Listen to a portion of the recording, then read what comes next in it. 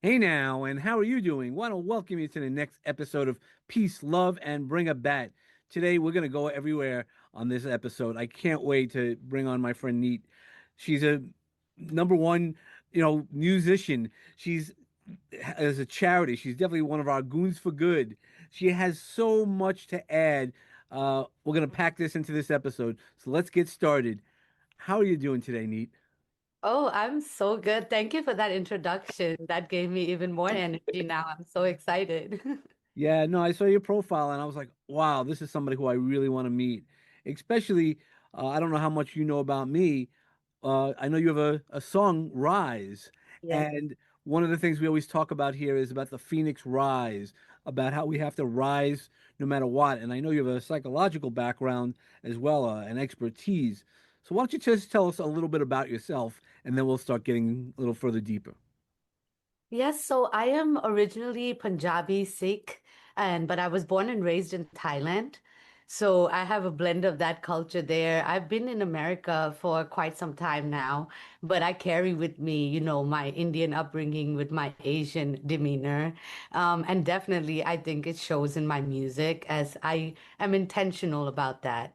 Yeah, so I'm here. I pursued my education here. I also went through a battle with family court here that, looking at it from an outside perspective in now, it's given me a whole new perspective on how things work. it- yeah, but definitely my music has always been in and out of my life. It was difficult for me growing up to pursue music because of the society and culture that I had grown up in. But I was persistent about that, and it found its way back to me again when I went through life when I'm older. And that's how I came up with the song Rise, that tells the story of what happened to me when I came to this country, word for word almost. Yeah. So why don't Yeah. you tell us a little bit about us for those who aren't familiar? And I'm definitely going to tell everybody, and we'll make the link.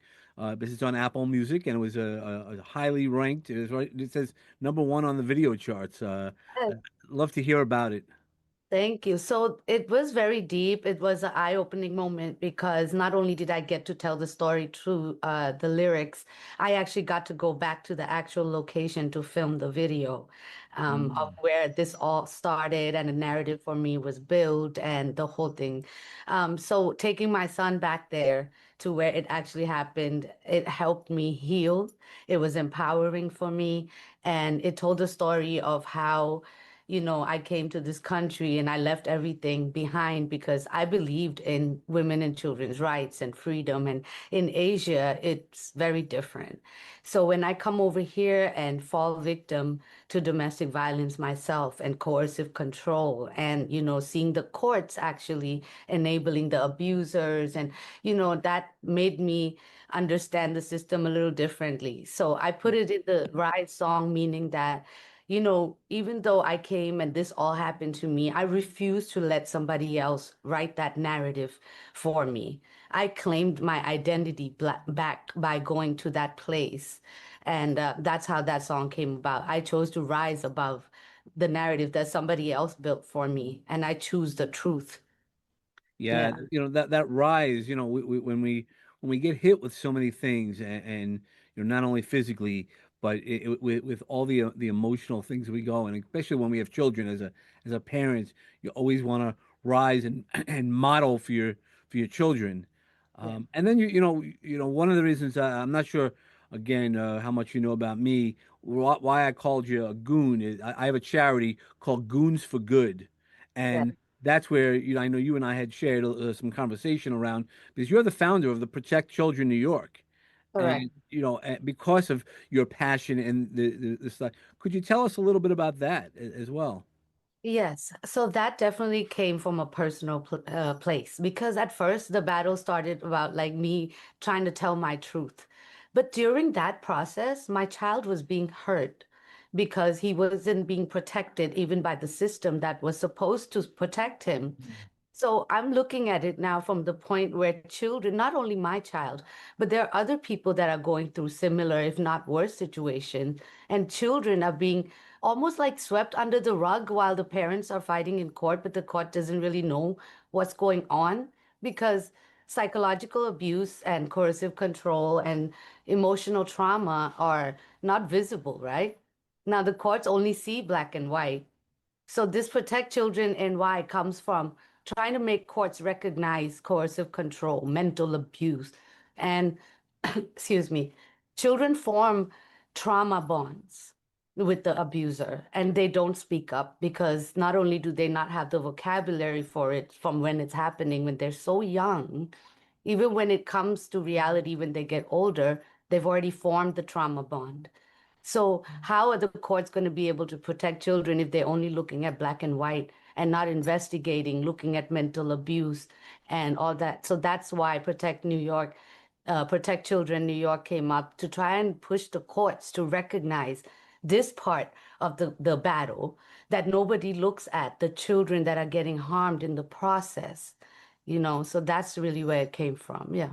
Yeah, no, for sure. Because in those situations, especially when there's a parent and when there's two parents involved on different sides, it becomes so hard to tell that story, and the courts are trying to find the legal solution versus always the best solution for the child, or really dive into what's going on, right? It's hard to, at times. I mean, I've been through a situation like that where, having that conversation around how do you have that conversation? And at times even the court knows what's the right answer, but how do you split the baby, right? The old biblical thing. How do you split the baby? And it's really hard, and especially when you can see your child being hurt. Yeah. And then, like, it comes down to it of who presents it better to the court. That's what I really come to see. It's sad to say this, but it's like a game. Who Mm. plays the game better? At the end of the day, it's sad to say I don't see that they're really looking for what's the betterment of the child. It's really who can present the case better. So that's what they go towards. So because if they really wanted to know about the betterment of the child, they would investigate. And I Right. don't see that happening too much. Right, because they don't want to go in, right? Family court, unfortunately, and there are people who do go to those levels, but it becomes so cost prohibitive, Oh, yeah. and that's part of the challenge. Yeah, definitely. Because then some parents lose contact with their children because either they don't have the money to fight, and then they see the courts are not siding with them and they give up. It's very, very sad. Yeah, it's definitely hard. I mean, any of these situations are really hard, and I have a friend who lost her children because of the weight of the balances were so unfair financially for her that somebody who had more money was able to Yeah. tell the story that you want. And I know, part of your story, your writing of music, and you're a huge storyteller. That's what we want to do, but we want to get the right story out to so everybody can hear it. Right, that's why I was talking earlier about the narrative being built, because I'm like, wait a second, that is not my story. That is not what I came to this country for. That is not how I saw my life, and I had to reclaim it.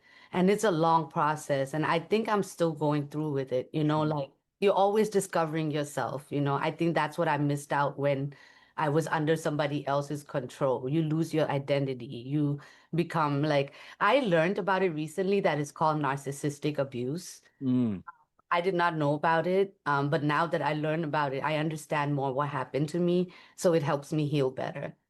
Yeah, no, right. Once you can stand into your own authenticity, Yeah. and that's so much, gives you so much power, and when you're able to rise out of that. Now I know one of you have another song that came out earlier this year, "My Man." What's that about? Oh, that's about my Punjabi roots. Yeah, so my man came for a song that I wanted to, pay respect to my Punjabi roots and have some fun with it. And I have some other songs come up for my Thai side as well. And I recently released a song as To the Moon. Uh, Mm. this is my third single as well, which is also, it'll be a whole different side of me because that song actually came up as a lullaby that I used to sing to my son. And he just fell in love with the song. And yeah, but now when people hear it, they interpret it as like a love song. So I guess it's like you can interpret it how you like it. I don't know if you've heard the third single yet. I did, and that was one of the things I was going to ask you. Because it's the moon, and I also thought it was, more, but it is because you put love into it, and it I guess what's really interesting, it's a that you could put it in any way that Yeah. you hear it, and it's how you wrote it becomes something completely different because of who your muse was at that time. And the story behind it. It was, because my dad always says to my son, I love you to the moon and back, right? Mhm. So that's how I started singing to the moon. But it also carries something behind it, which is, we can't escape what is going on with us right now, right? With the court and all that. So it's like my escape, like me and my son talking about we can escape to the moon, to our happy place. Mhm. It's it, that would be, yeah, where it actually originated from. So you've traveled well. So you mentioned about happy place. Where's one of your happy places? Definitely home, in Thailand. I'm from Bangkok City, Thailand, and I miss it like so much. I miss the peace, the tranquility. I think because coming from Bangkok City to New York City, it's like two ends of the world. Like, I think from my perspective, the most peaceful place in the world, right? Thailand.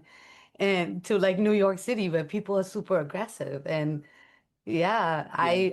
yeah, I think that has been a big change and culture shock for me.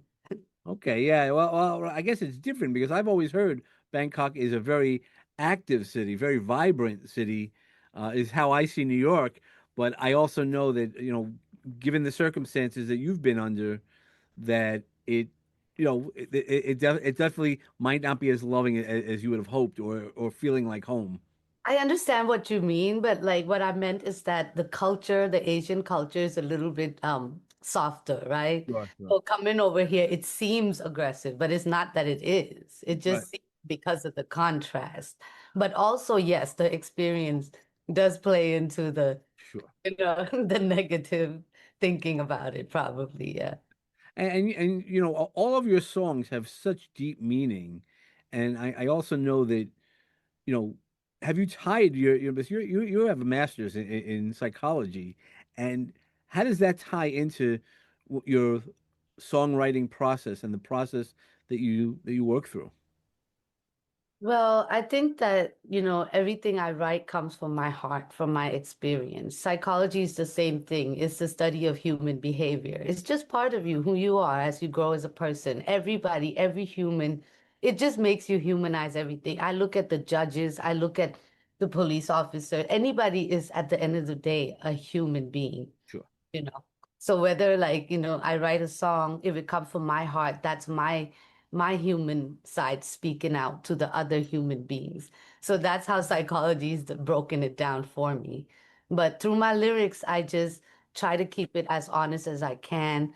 Like I'm telling my story, and I would like to continue it that way because I want to use my music as a vessel to be a voice for something bigger, like to advocate for like, protect children and why. I think that's the purpose behind my voice. Well, I think that's what I liked about your music is that it's passionate.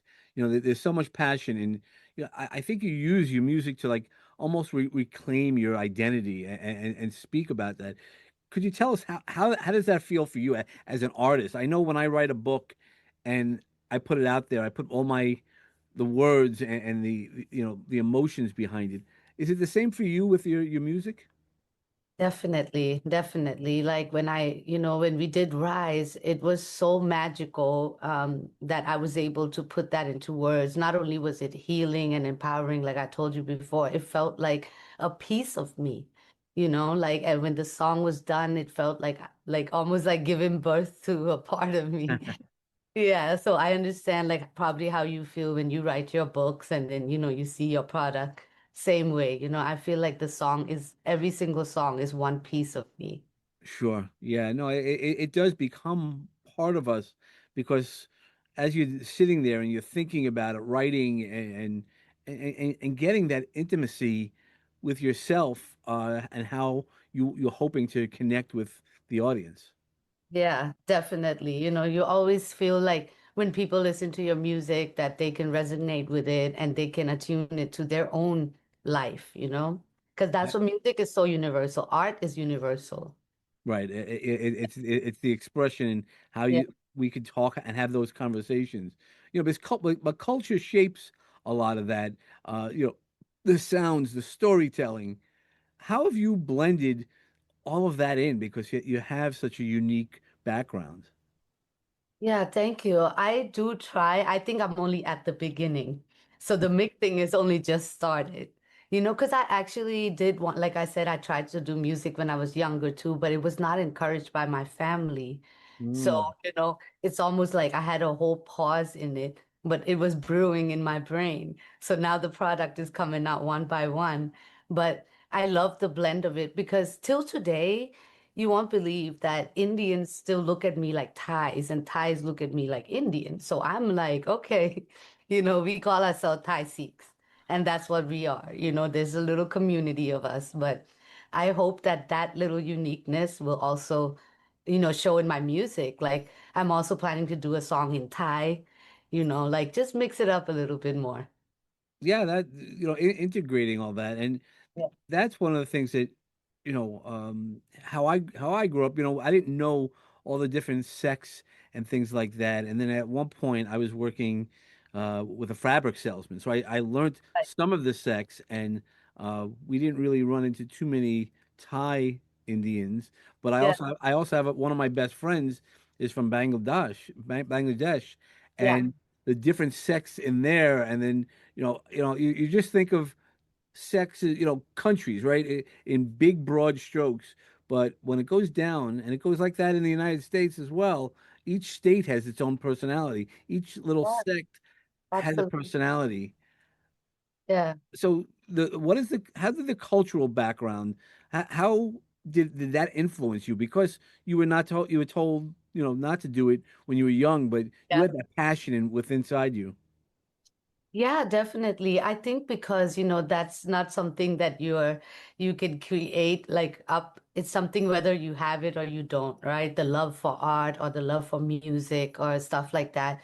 So I think even though I wasn't allowed to, I kept pushing. And then coming over here, it was one of my dreams to pursue my music when I came over here.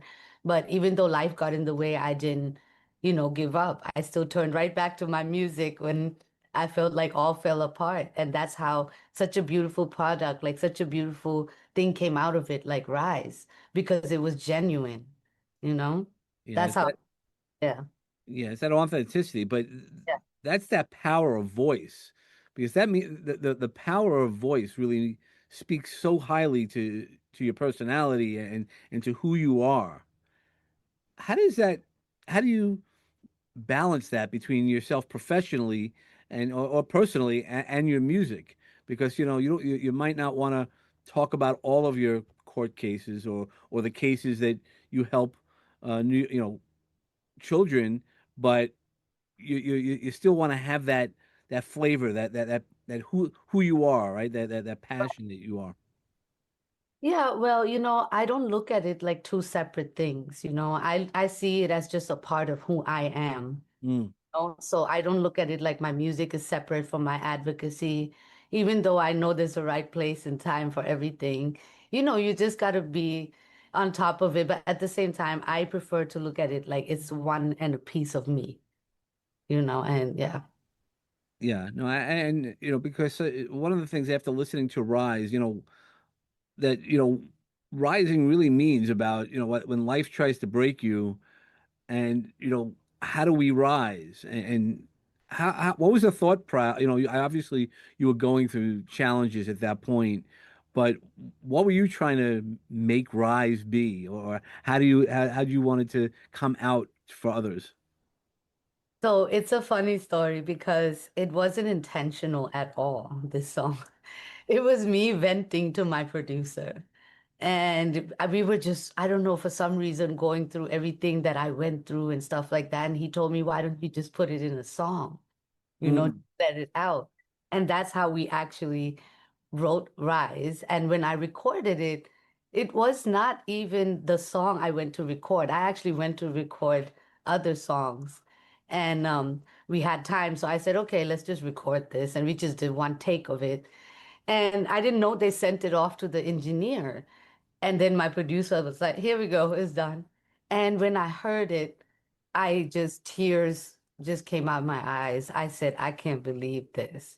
Like how we managed to just all that venting, all that just singing out of, one time came out to be Rise. And the video happened on its own. Josh came from Icon Media, and he did such an amazing job taking me back there to allowing me to tell the story all over again. It was just magical how it came together, not intentional at all. Well, sometimes that's the best stories that come out. The passion that you put behind it, the emotions you put out, and just that raw emotion, how it turns into something so magical. Yeah, definitely. And it takes a team. I also learned the one very good lesson from this is one person is not an island. A human being is not an island, my mom always said. So it takes a team. It takes a team of good people that support you, that, when you feel bad, that they're there to lift you up. And, I went through a long time without that. And I feel the difference when you have a good support system around you. Well, for sure. Community means so much, and now you've built a community here in New York, based on your base, and the Protect Children, right? So you're now in that community of advocates who are speaking up on behalf of those who can't speak up yet. Right, exactly. And we're going to keep trying for that. We're going to be heard because I think the truth always comes to light. And I think mental health is becoming something more addressed nowadays, even in Asia, because back then, like, even it's very, very hard, like in our culture, you talk about a psychologist, they think you're crazy. It's a stigma. Yeah. But I think slowly, slowly, it's starting to get better now. And as long as we keep going in that direction, I think that even the courts will slowly open their eyes to that and maybe even, work on the laws because laws and stuff are made from before. New studies and new things happen. So they got to move with the time. Yeah, for sure, because that's what happens, right? The laws were made years ago, and then we have to take into account the new changes, the new nuances that have it. I mean, you know, even when you're writing a song, right? There's the Yeah. nuances of what you want to do and how you want to use it, because that's where we need to tell those stories the strongest way possible. Yeah. Because you've experienced again motherhood under pressure. How do you manage? So talking about mental wellness, and that's one of the topics we enjoy talking about. How have you balanced your own mental wellness during these challenges and the excitement of having songs and keeping a career? Yeah, so having the music part has helped me a lot. Um, and studying psychology has also, in a way, helped me a lot to understand what had happened to me, what is happening to my child. While I'm studying it, I'm watching certain things happen. And so, it helps me with the understanding. So that's how I've been able to balance that. And then the music came in as a part of healing for me. You Mm. know. And my son seeing his mom manage school and music and, work. And, I think it's a good thing for him to see. And I do it happily. Yeah, I show him that it's okay. It's okay to juggle things. It's okay to do stuff. But I don't show him that it's stressful. I do speak to him, but I don't show him about the stress. Right. So how do you do that? How do you stay grounded, between being an artist, a mom, and all the things that you're carrying on? Staying grounded is usually the hardest, tough for all of us, is having the ability to, go through something, but not necessarily show it, or at least remain true to ourselves. Yeah, definitely. This goes right back to the support system. You see, that's how I stay grounded because I have good people around me, like my producer, my parents, who remind me of home, my mom who recently visited and helped me out so much with my son. And my son gets to also stay connected to the family because of the support system that I have. So, that is, I think, how I stay grounded, that I have people around me that remind me who I am. Even when I forgot myself, when I surround myself with these people, I remember who I am because they treat me like the Neet that I am, not the Neet that was, made up to the world by somebody else. Right, and right, because it's always those people who know us, no Yeah. matter what, who sees us, flaws, which I can't Yeah. imagine you having many flaws, but flaws and everything else. But because so many women get misunderstood, right? Uh, how do we do reclaim our voices? And men also. I mean, I've been accused of that also, where you get misunderstood. That's not who you are.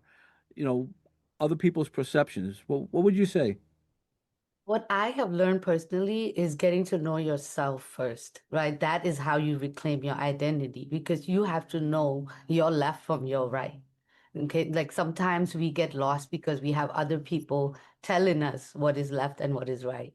But Sure. we need to take the time to reflect within ourselves and really see which one is it that we choose. I think that's Mm. how I reclaim. I took a minute to be like, it's me. I got to get to know myself all over again. Like, oh, I like this. I like this, or I don't like this. Self-identification, I think, is the starting point to self-reclamation. Yeah, no, for sure.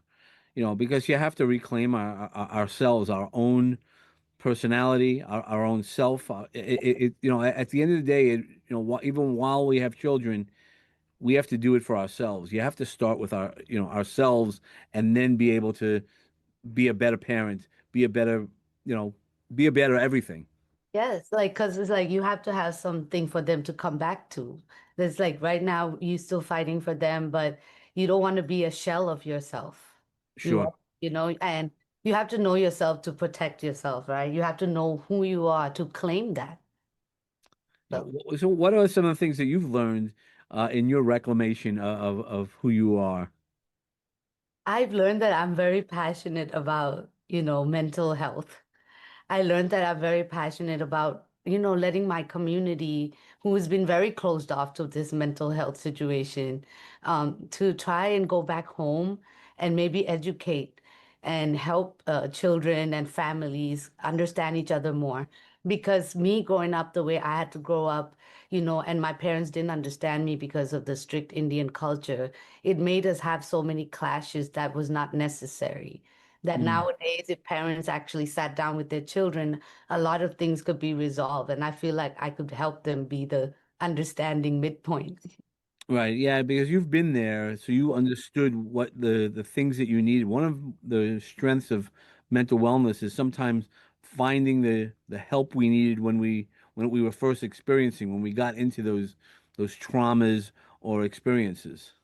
Yeah, definitely. And not knowing where to find it and stuff, that's difficult, like, because I didn't know what to do, how to navigate, because I was in a different country here by myself, also retaliating against my own family back home because I wanted freedom, you know? So it was definitely a struggle between the two worlds for me.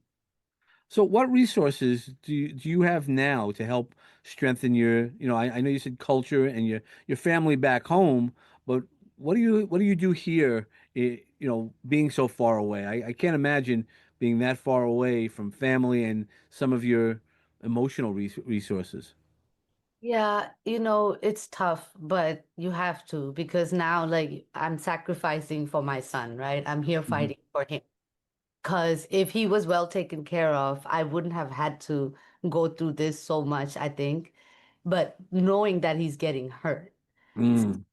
that overrides my need for, like, my emotional well-being or stuff like that because I feel like I gotta save and protect my child first, Sure. before like I'm okay while I'm doing that because I feel like I'm able to be here to protect him. So that has to override everything for now. Yeah, no, yeah, yeah. As a parent, that always comes first is, what's best for your kids and things like that. Because but what do you see in the future for yourself? What are you what are you planning be for both your advocacy as well as, you know, your career? I'd love to hear more. Yes. So for the music, we're gonna do a few more singles. I would love to do some shows, work with a few artists from different countries, different music, different sounds. I really would love to do that and then, finish my album. And for the advocacy, I want that to go hand in hand with every song, every show, every interview. And that's how I see myself, that I just keep doing my music and using my voice to advocate for people that need it. Yeah, no, I mean, you can see, you can definitely tell your passion for everything, and that's what comes out so strongly, both in your music and here now talking to you. Thank you so much. I really appreciate it. Yeah. And so, what I'd like you to do is, I think we're getting close to the end of the episode. What I'd love to do is walk into my magic garden, and by that, I always ask everybody to plant a seed that's like a little bit of knowledge, something that you'd like to leave with the audience that might grow right now or might grow in the future. I want to plant the seed that nobody's an island, that, Mm. everybody needs a support system. As human beings, we don't, walk through our life by ourselves. And with the right, it has to be the right support system too. God helps us through our way, but we got to help ourselves as well. For Yeah. 100%. And what are you hoping that listeners take away from your music? I hope that they take the true authenticity of the feelings behind it. Mm. Whether it's pain, whether it's love, whether it's just the struggles and the coming out of it. I hope that they hear it and they feel power in the rise. They feel like, okay, that it's fine to rise. It's okay to fall. I mean, we're only human, but when it's time to rise, we need to step up and get up and rise. Because, like for example, we're a community. We got to help each other to do better. Yeah. Yeah. Well, and that's what it is once we've learned what the challenges are, it's our goal to then do better, right? When we don't know, that's okay. It's our responsibility to learn those things. And one of the things what are we going to learn about you in the future? What type of great, amazing things do you have coming up in your future? Oh, that's going to be something you guys got to just look forward to. But definitely a lot more blend of my Asian culture, my Indian, my Thai, my Western, you know, a little dabble in all. And like I said, I want to work with different artists to make different sounds and stuff. So you can look forward to that for sure. Okay. How can people find you? And I'll put it all in the notes. I know I have some links that we'll put in the show notes, but I'd love to hear it from you. How can we follow and support you? Because again, your mission for helping children in New York and advocacy in the court system is so important. Yeah, thank you so much. So for my social media is under Kneet Music, Kneet Music. And for the music platforms, it's just Kneet, Kneet. Yes, Okay. you can find all my interviews and updates on there. Okay, and we definitely will. I thank you so much. It's been interesting, and like I said, anything that I could do since we're both New Yorkers, I grew up in Brooklyn, and I'm still here. I'd love to help out and see how I can support you in any way. Oh, sounds great. I'm definitely going to reach out. We got to do something. Okay, you got it. Yeah. All right. And for everybody else, as always, we want to wish you peace and love in your life as a foundation. And then when you're bringing it back, bring those awesome thoughts exactly as Neat brought us today, all those awesome thoughts, and be awesome today. Thanks so much. Thank you.